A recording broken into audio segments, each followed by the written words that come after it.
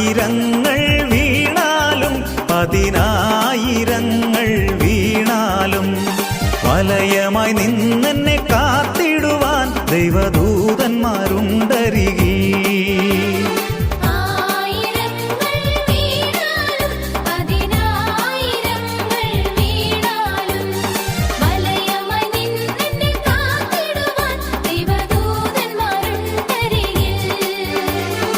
അസാധ്യമായി എനിക്കൊന്നുമില്ലല്ലോ, സർവശക്തനാം ദൈവമെന്റെ കൂടെയുണ്ടല്ലോ.